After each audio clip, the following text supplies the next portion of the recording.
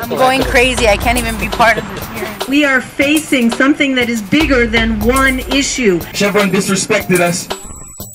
This mega polluter. Planning to put in additional startup compressor capacity. He just don't care. Yeah, I think you overplayed your hand. We will rise out of this fucking trash can. It was kind of painted as some kind of upgrade. Real world environmental racism. Racism. Racism. Racism.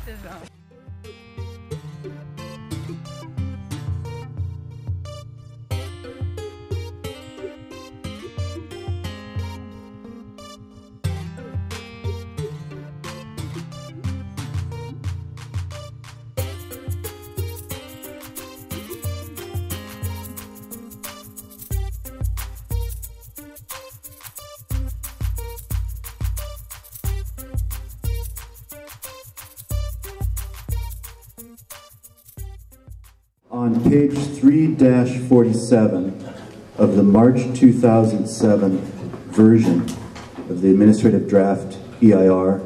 for Chevron's proposed Richmond expansion, the refinery proposes to add a new dedicated Isomax startup compressor. This dedicated compressor would minimize flaring during startup periods. There's one more thing you should know about this quote. It's all lined out. Apparently, this signifies that Chevron has removed this flaring reduction measure from the previous draft of the project. Previous draft of the project. Previous draft of the project. The city of Richmond has for 100 years experienced the environmental injustice of this mega polluter, the Chevron Richmond oil refinery. I reported about the Philippines and told him that the health of Chevron is not just about the health of his profits, but about the health of the people and the lungs and the hearts of the people that they impact. I live in North Richmond, California, not San Ramon. I live in a small apartment, not a big palace.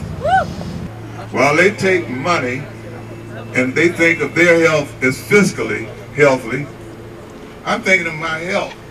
I breathe this garbage every day. It seemed pretty early on that the public was not going to get information about what Chevron was doing at its refinery.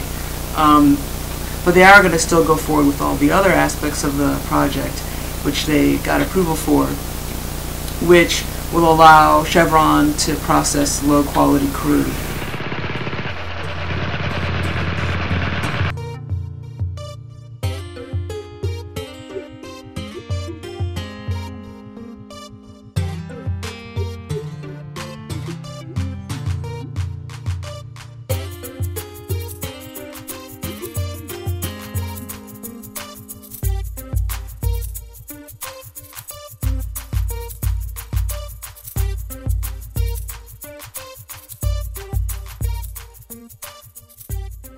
Why did Chevron not put this measure or discuss it at all in the flare minimization plan that also came out in March? I don't have the, my name's Mike Farrar, I'm the planning manager here. I don't have that document in front of us. We are planning on putting additional, essentially startup compressor capacity as part of the project. We are planning on putting additional startup compressor capacity as part of the project. On the Isomax unit? On the hydroprocessing units, including the Isomax unit, yes.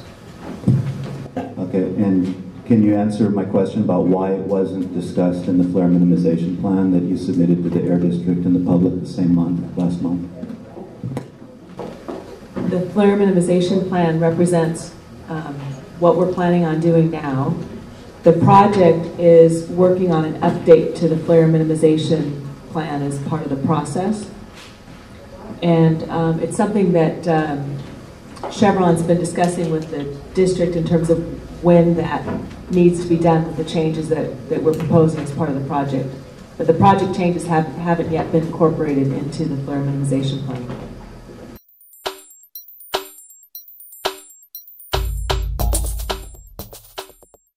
in Superior Court wrangling after a ruling that rejects an environmental impact report from Chevron and the City of Richmond. The court called it unclear and inconsistent.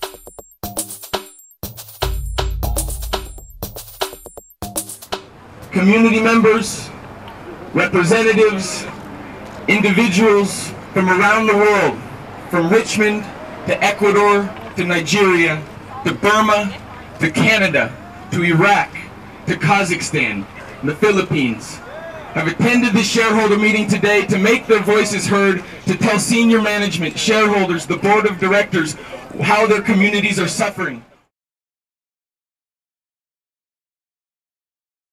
Chevron actually gave life to this dictatorship by building this pipeline and bringing millions of dollars that the regime and military use to purchase arms, to shoot people, to rape women, to imprison children. And they have done all those things that you can name in abuses.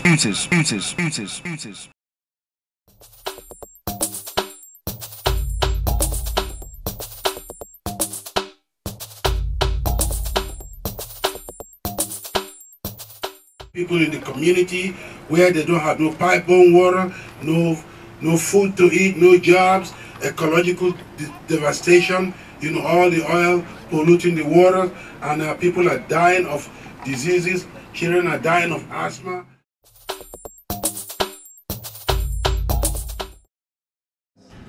Chevron's had 14 times more major flaring events because of compressor problems than Shell has in the last 3 years.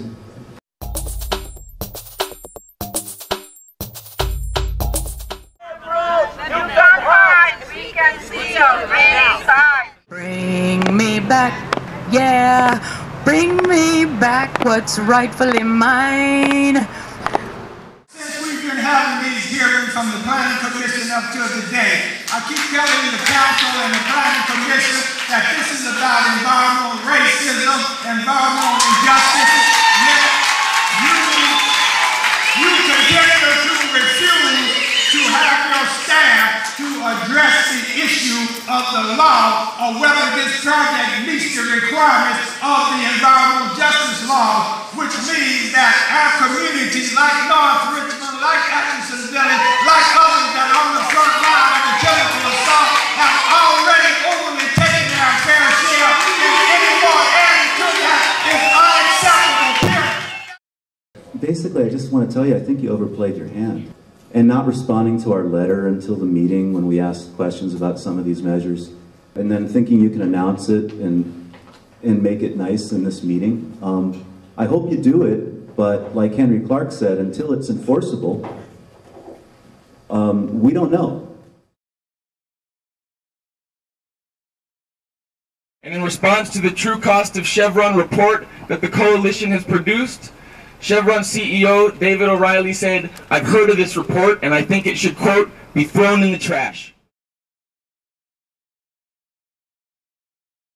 I talked to them about how they have defied the Supreme Court of the Philippines. Defied the Supreme Court of the Philippines. Not once, not twice, not 3 times, but 4 times have spit in the face of their host country, saying they will not leave, that they will allow this danger to exist. When I asked David O'Reilly, will the company abide by the law of their host country, you know what he had to say? Nothing. Thank you. No comments. Shut down completely. Now he says he wants to throw this report in the trash can. I tell him that we will rise out of the trash can that he has tried to make out of our lives. That we will continually rise out of it. With this report, with our voices, we will continue to say that we will fight for justice. That the coalition in the Philippines, in Burma, Nigeria, and Kazakhstan, and Richmond, everywhere, we will rise out of this fucking trash can he has made of the world. And tell him what we really want. This man had the gall to say justice. It came out of his mouth. He said this is justice after that sham of a video about Ecuador. But I'm going to tell him now that we're going to fight for real justice, and we're going to tell him right now. What do we want? Justice!